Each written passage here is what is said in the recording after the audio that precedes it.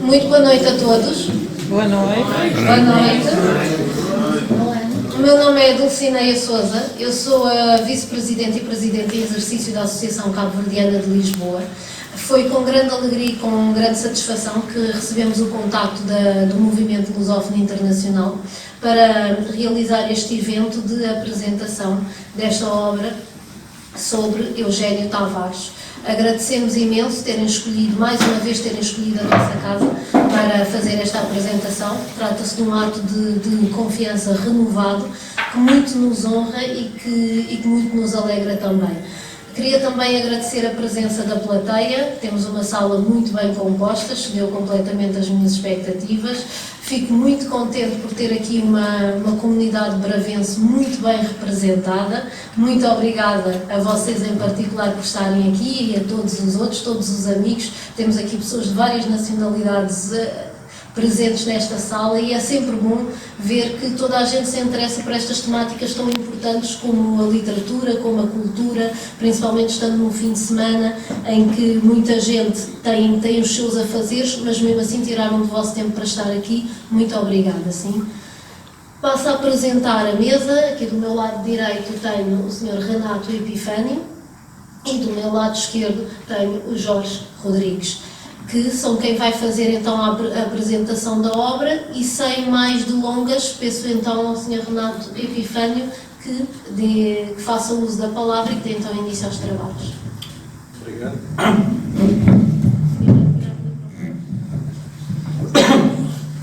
Bom, então, muito boa tarde a todos. É com muito gosto que aqui estou.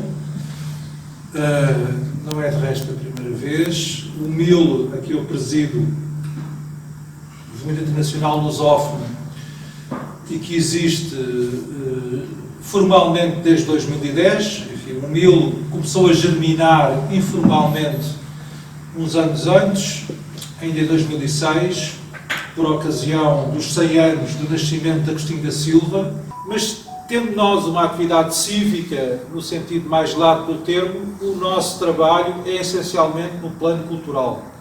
Pensamos que as raízes mais fundas que agregam os povos de língua portuguesa são de ordem linguística e cultural e, portanto, é nessa frente que nós essencialmente trabalhamos.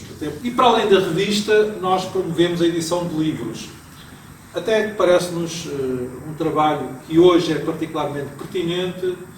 Como todos sabemos, e o Jorge Xixô Rodrigues, o nosso autor, bem o sabe, ele é professor, e daí também nossa insistência em publicar livros, um pouco fora de moda, enquanto contra a corrente, mas pensamos que são importantes, essencialmente livros que promovam esta cultura de língua portuguesa. Ora, uma das nossas publicações mais emblemáticas, uma das publicações que mais tem a ver com o espírito do MIL, o espírito da lusofonia, o espírito do Movimento Internacional Lusófono, é precisamente esta da autoria do Jorge Xixô Rodrigues, Mestres da Língua Portuguesa.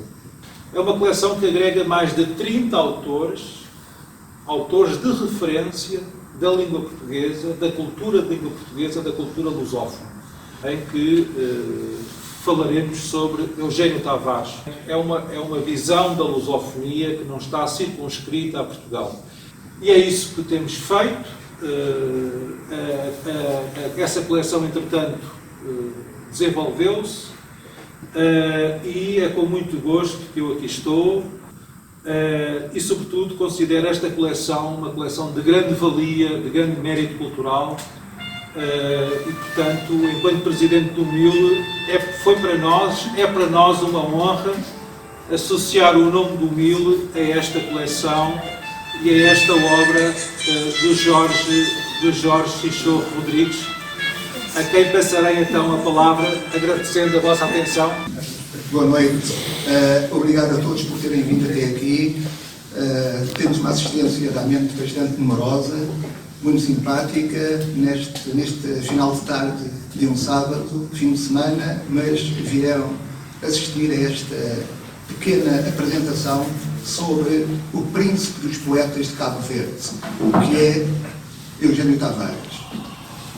Muito obrigado à Associação Cabo-Verdiana pelo convite para vir aqui Obrigado ao MIL pelo facto de ter acolhido a coleção a partir de certa altura. O último livro desta coleção, que é o 32º, tem o título de Da Pátria à Frátria da Língua.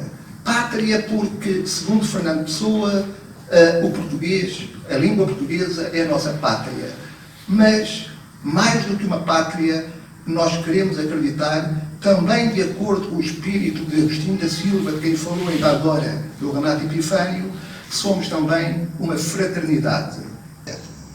É uma coleção extremamente heterogénea, mas vou então agora começar a falar do Eugênio Tavares.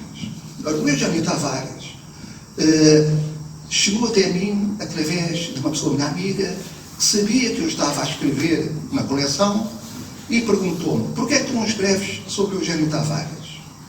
E eu perguntei, ainda não sabia bem quem era o Eugênio Tavares. Eu perguntei, mas quem é? Eu tinha ouvido falar muito vagamente. Olha, o príncipe dos poetas de Cabo Verde. Ele está para os cabo-verdianos como o Camões está para os portugueses. Eu disse, então deve ter interesse. Então vou escrever sobre ele. Ora bem, então fiz aquilo que tenho feito com todos os autores. Estudo, pesquisa. Como dizia o Camões, honesto estudo. Que é aquilo que é fundamental. É honesto estudo. É um termo camoniano. Não é escrever porque me veio à cabeça uma coisa ou porque achei que era bonito e então pus no papel. Não. Temos que ser rigorosos naquilo que fazemos e naquilo que escrevemos. Então fiz uma grande pesquisa sobre o Eugênio Tavares, fui à procura da biografia dele, quem eram os pais, o que é que tinha escrito, etc, etc. E então foi uma descoberta extraordinária, porque eu penso que através do Eugênio Tavares eu consegui conhecer a alma de Cabo Verde. E a alma de Cabo Verde está realmente muito associada às mornas. Ou seja, quando falamos de Cabo Verde, falamos das mornas, da mesma maneira que quando falamos de Portugal, falamos do fado, ou quando falamos do Brasil, falamos do samba. Há sempre marcas da nossa alma naquilo que está na literatura, ou na música, nas diferentes artes. E então o que é que eu soube sobre o Eugênio Tavares? Foi que ele, efetivamente, tinha um pai que tinha nascido em Santarém.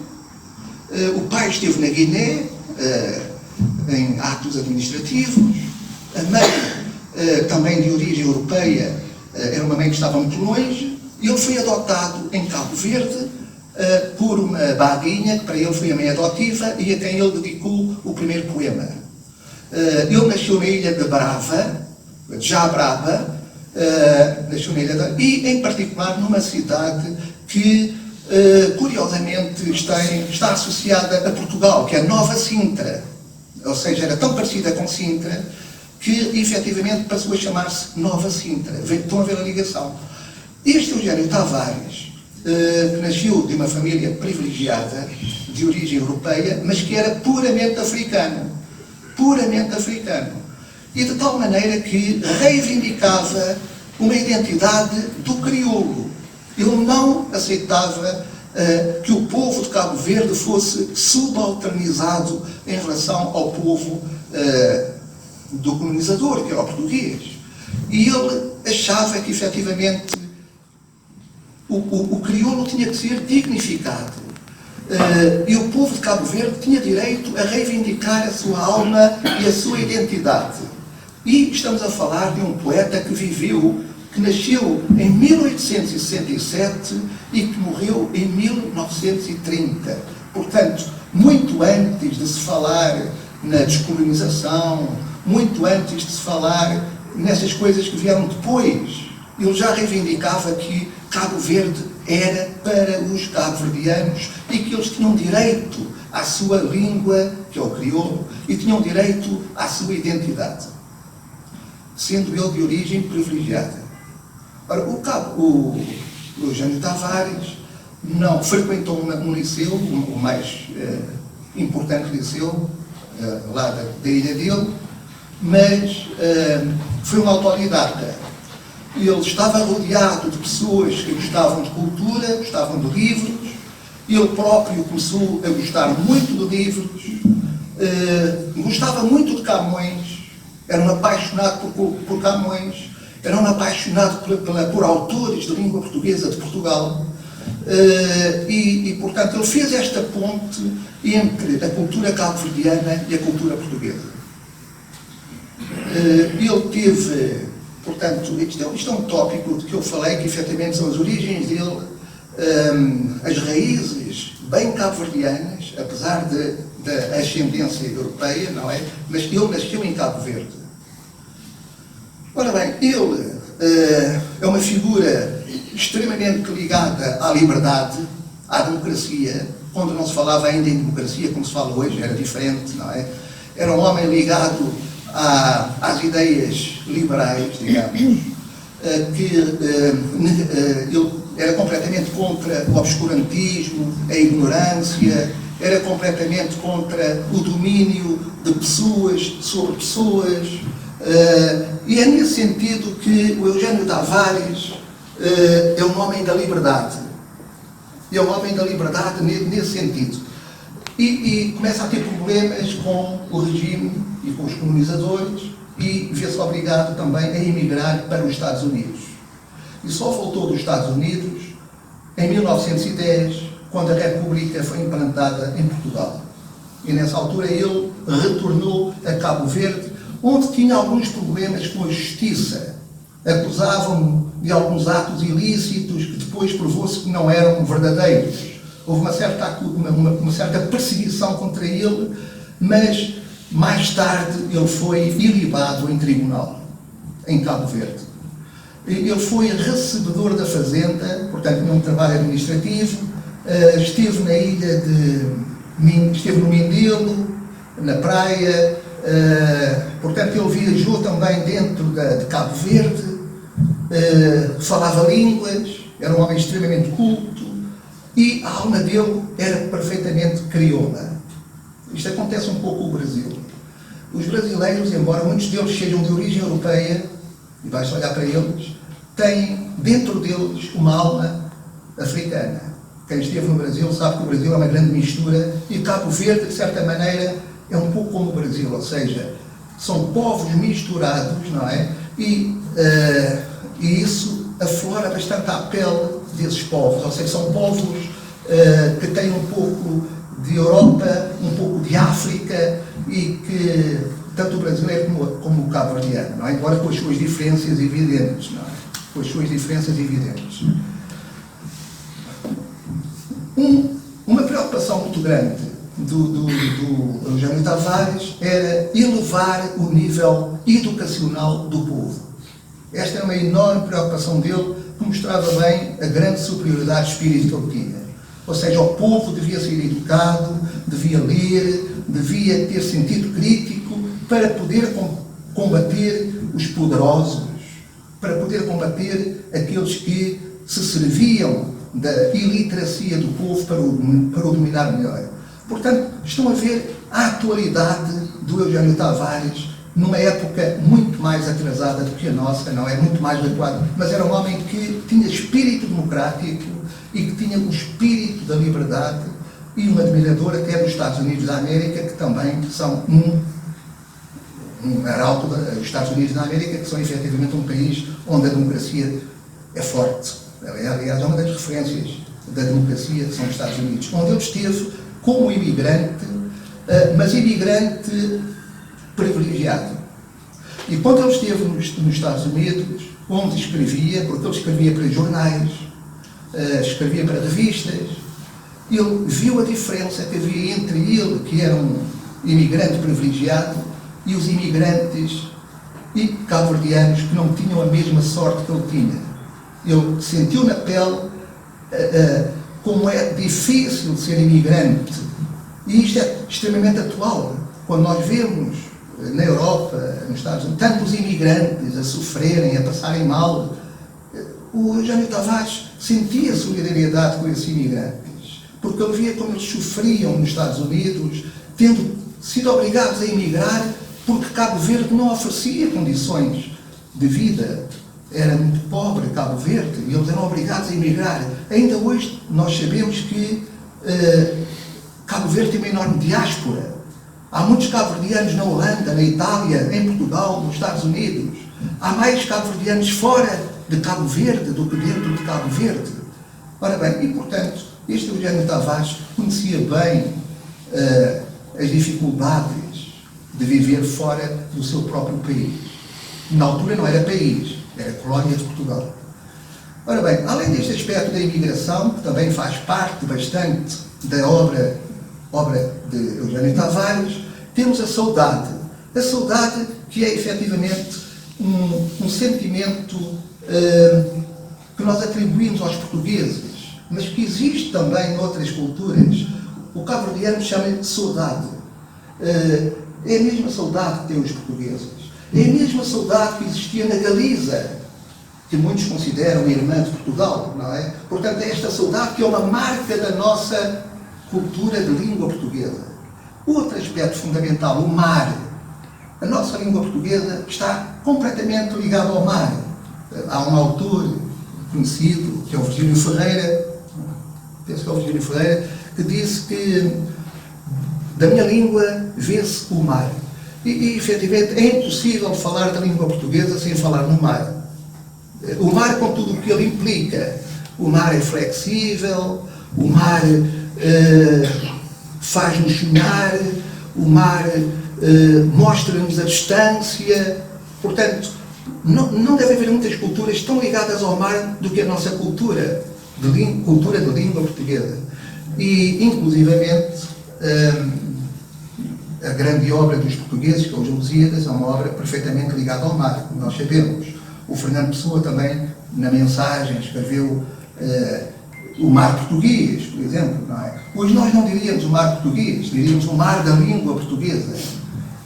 Segundo Jorge Amado, que é um autor que eu gosto muito, é um dos últimos da coleção, não há uma língua portuguesa, há línguas portuguesas. Porque há tanta variedade de fala do português por todo o mundo que há efetivamente línguas portuguesas. Além de haver a língua portuguesa, há línguas portuguesas, não é? Porque o nordestino do Brasil fala português, até dentro das ilhas de Cabo Verde há diferenças. Um cabo-verdiano de uma ilha fala de maneira diferente de um cabo-verdiano de outra ilha. Portanto, há uma grande pluralidade dentro da nossa língua portuguesa. Ora, eu já falei também na admiração que o Eugênio Tavares tinha por Camões. Aliás, o Camões para ele era um ídolo. Mostra bem a ligação de Cabo Verde a Portugal. E, claro, o grande tema dos poetas, sejam eles quais forem, também foi tratado por Eugênio Tavares, que é o amor. O amor está presente e o cresceu, apesar daquelas palavras que são bem cabo-verdianas, não é? O cresceu, a saudade, etc., as mornas. E realmente o Eugênio Tavares capta de uma forma extraordinária a alma cabo-verdiana. Ele, verdadeiramente, o rosto de Cabo Verde. Foi isso que eu fui descobrindo à medida que ia escrevendo sobre ele.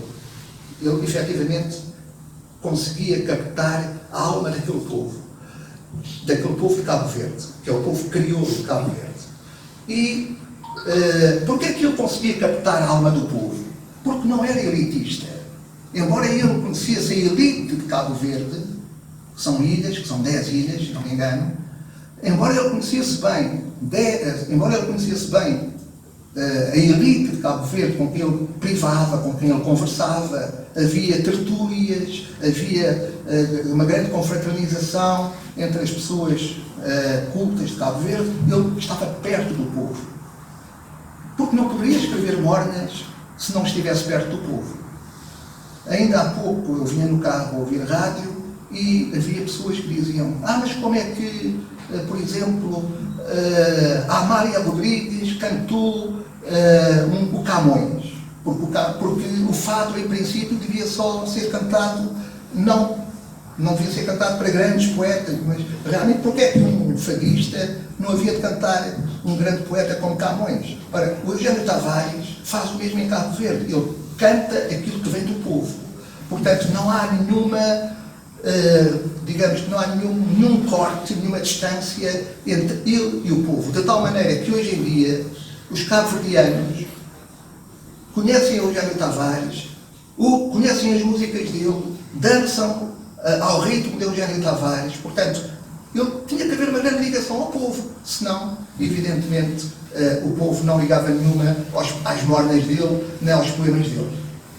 Portanto, o que é que nós temos? Temos o amor, as mornas, o mar, a saudade, temos essa coisa terrível que é a imigração, ser obrigado a emigrar, o grande sentimento de liberdade que é fundamental no ser humano. Quem não é livre, verdadeiramente não vive, não é? Só vale a pena viver em liberdade. E depois a grande descoberta que foi este grande poeta de Cabo Verde, que esteve imigrado nos Estados Unidos, como eu disse, colaborou em revistas e que no final da vida foi morrer à sua ilha natal e à sua cidade natal, que era Nova Sintra.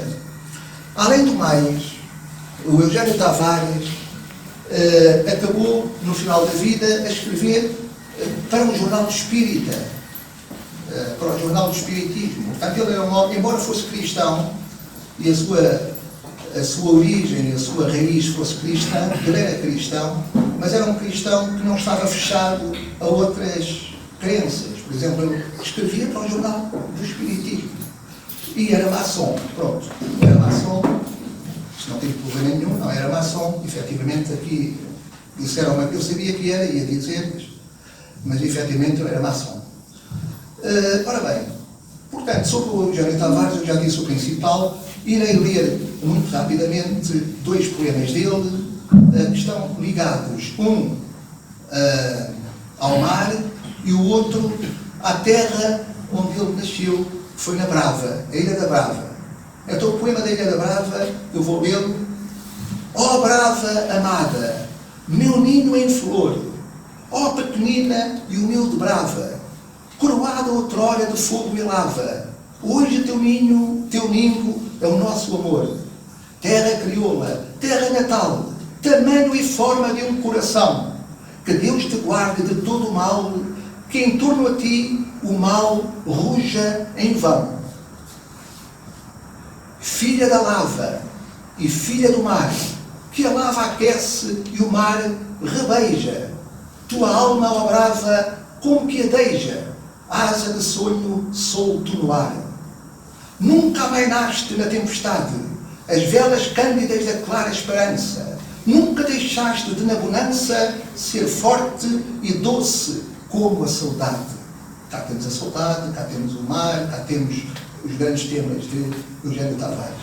Este poema é um poema em português, que parece até de um português de Portugal. Mas este mesmo poeta que escrevia um português de Portugal também escrevia o crioulo. Também escrevia o crioulo.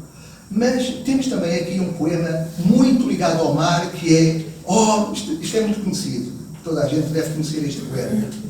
Ó mar eterno, sem fundo, sem fim, ó mar das túrbidas vagas, ó mar de ti, das bocas do mundo a mim, só vem dores e pragas, ó mar.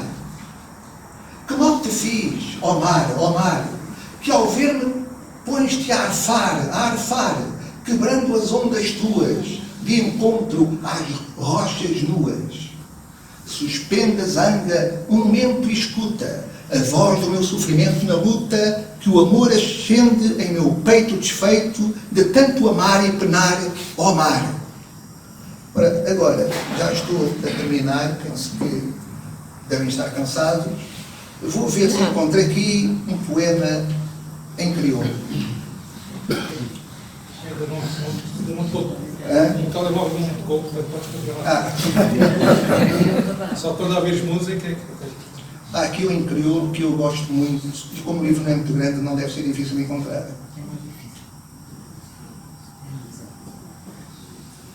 É verdade, eu esqueci-me de dizer que estes livros são de capa dura, são muito facilmente manuseados, são obras de arte, graças ao Ribeirinho e ao Henrique Gabriel, são verdadeiras obras de arte. Tem ilustrações no interior e têm fragmentos tem excertos significativos do que está no interior do livro. Portanto, uma espécie de resumo em letra maior. Há aqui um poema muito interessante em crioulo. Jorge, a Dulcineia sugeriu, talvez fosse boa ideia, que alguém da assistência pudesse ler o poema. Sim, eu vou ver se encontro. É um flor com... É um poema que é... Força de Creio. Eu acho que é. Sim, está aqui, já encontrei. Alguém gostava de ler? Página 33. Alguém gostava de ler? Dulcineia. Pode ler a Dulcineia. Não, eu não. Alguém queira Se ler? quiser sugerir alguém? Não, eu não sugiro. Está na página 33. Então, eu vou pedir a alguém do público, e se ninguém se oferecer, eu convido por livre espontânea pressão para ler o poema Força de Creio, que está aqui no livro. Bem, quem é que se oferece? Quem é que se oferece? Não vou ser piado. Aqui, depois no final há aqui o livro. E para quem quiser um autógrafo, Seja...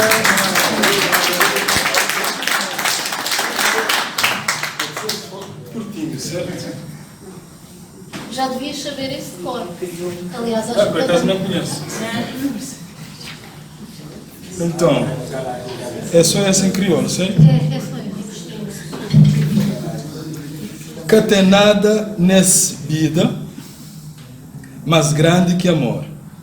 Se Deus que tem medida, amor ainda é maior, maior que mar, que céu, mas entre tudo cresceu, de mel ainda é maior. Cresceu, mas sabe, é aquele que é de mel. Está a faltar aqui coisas. Falta. Ele é que é chave que abre céu. Ou seja, é a morna. Catenada nas vidas, mais grande que amor. Se Deus que tem medida, amor ainda é maior. Maior, amor ainda é maior, maior que mar, que céu, mas entre tudo crescer, de mel ainda é maior, cresceu, mas sabe que é de mel. Ele é que sabe que abrinha céu, cresceu, mas sabe quem crê, ai, sem perder, morte já vem.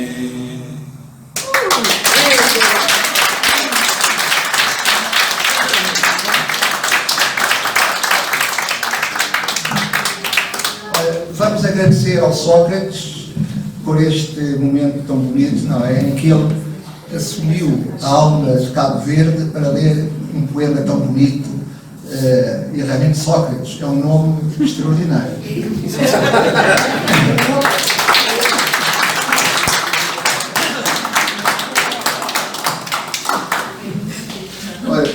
Olha, eu penso que realmente isto vai acabar muito bem. Vai acabar de maneira ideal, porque ouvimos aqui a voz de Cabo Verde pela voz de um cabo-verdiano.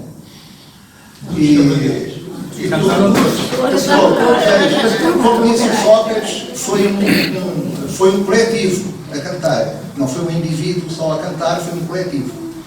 E portanto, penso que ficaram a saber um pouco mais sobre Eugênio Tavares, um homem admirável, um lutador pela liberdade, pela democracia, um homem que defendia os mais desfavorecidos e, aliás, na minha coleção, quase todos os autores são homens e mulheres que lutam pela liberdade. Eu não estou a lembrar de nenhum, provavelmente não tenha lutado pela liberdade, porque a liberdade é o mais precioso que nós podemos ter.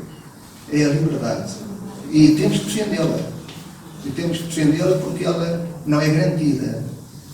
Não é garantida. Portanto, Muito obrigado pela vossa presença aqui. Agora, quem quiser falar, tal como Sócrates cantou, se alguém quiser também ler algum poema, temos aqui o Daniel Nunes. Daniel Nunes, que é uma figura muito interessante da cultura da língua portuguesa, tem uma grande coleção de livros, e é uma pessoa realmente de muito valor, e o seu tutor foi Amílcar Cabral. Sim, só 2 palavras aqui, mais para os cabo-verdianos do que para a mesa. Eu não conheço nenhum cabo-verdiano que tenha escrito uma biografia tão boa, com uma pena tão primorosa, como aquela que Chuchoro escreveu. Dou-lhe os meus parabéns.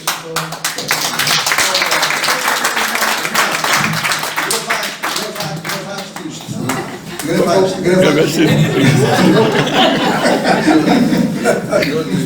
Não perca. Está registrado. Dou-lhe os meus parabéns. E não é nenhum favor que eu estou a fazer, sou muito sarcástico. Eu agradeço muito. Dizem que eu sou, não sou. Eu crio um crítico livre e citou pessoas aqui de quem fui amigo. O Cristinho da Silva, o Drummond de Andrade, a Noémia de Souza, gente que eu tenho uma grande estima, e foram principalmente a angolana, que toda a gente na Angola fez ainda uma estátua, o Silvão, contemporâneo. Eu queria só dizer, eu estive quase a escrever sobre Amílcar Cabral. Por pouco que eu não escrevi sobre ele, realmente teria sido uma escolha boa, porque inclusivamente nós estamos a ver não seria fácil. Cabral, ele foi considerado pela BBC, se não me engano, um dos 15 maiores revolucionários da história. Não seria fácil. Não era fácil. Não seria fácil. E, sobretudo, a maior poetisa africana de todos os tempos, que é a Alda Lara, dominava o português como poucos. Em 1954, 55, ela e o Gabriel Mariano deram uma récita monumental que durou 3 dias. Não era brincadeira naquela época. Portanto, os meus parabéns. Agora só para ver.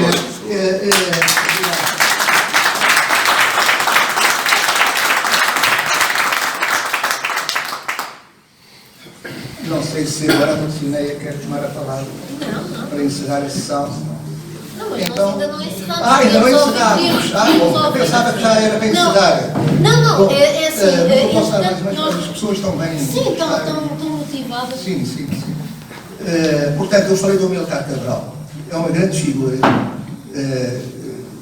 E nesta coleção, em alguns livros, eu faço referência à Casa dos Estudantes do Império. Penso, já é de uma geração anterior à minha, não é? Onde estavam reunidas pessoas que vieram ser presidentes, algumas de países africanos, como Agostinho Neto, ou como o Amílcar Cabral também frequentou. Eu peço-lhe um favor, quando tiver a escrever sobre a Casa dos Estudantes do Império, faça uma investigação e vai ter grande surpresa. Porque a Casa dos Estudantes do Império não éramos só pardos ou negros, 60% eram brancos. Eu fui lá muitas vezes dançar. Sim. Tinha umas matinés dançando. Eu fui lá. Não, eu fiz parte. Não há nenhum africano independente da cor que tenha passado pela Casa dos Estudantes do Império entre 1953 e 1961 que eu não tenha conhecido. E de perto. Por isso, é preciso desmistificar um pouco isso e falar as verdades. Portanto, como eu disse há pouco, aquilo que eu escrevi foi tudo com base em estudos, naquilo que eu li. É preciso ler bem isso, porque a Casa dos Santos Império nasce da fundação da Casa de Angola. E quando foi fundado, só havia um pardo, o resto era tudo branco. E o pardo era cabo-verdiano, Ignaldo Carvalho Veiga, mais tarde foi juiz em Angola. Portanto, Obrigado. Mas desculpa lá, desculpa. Era só para dizer. Bom, então, para encerrar, não sei se alguém gostaria de falar, alguém gostaria de... Muito obrigado pelas palavras do amigo Daniel Nunes. Não sei se alguém gostaria de falar. Fazer alguma pergunta? Algum comentário, alguma crítica construtiva? E só depois lerem o livro. Agora, para terminar, eu vou ter uma livraria online, aliás, foi feita pelo Renato Battistelli, que tem estado a fazer um trabalho para mim, e esse trabalho é uma livraria online, onde vão estar à venda os livros da minha coleção. Portanto, quem quiser, hoje poderão adquirir estes livros que o Renato Epifânio trouxe. Eu depois irei ter uma livraria online, onde poderão adquirir livros da coleção. E os livros serão autografados pelo autor, Claro, como é da praxe, claro, como é da praxe dos lançamentos. Muito bem, então, Agora, qual é o preço? 10 euros. 10 euros. Então, muito obrigado a todos e, uma vez mais, agradecemos à Associação Cabo Verdeana pelo excelente atendimento, como sempre.